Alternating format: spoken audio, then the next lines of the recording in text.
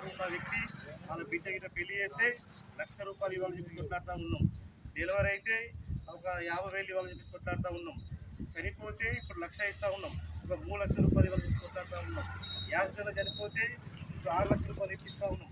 10,00,000 ఇవ్వాలని కొట్లాడుతున్నాం.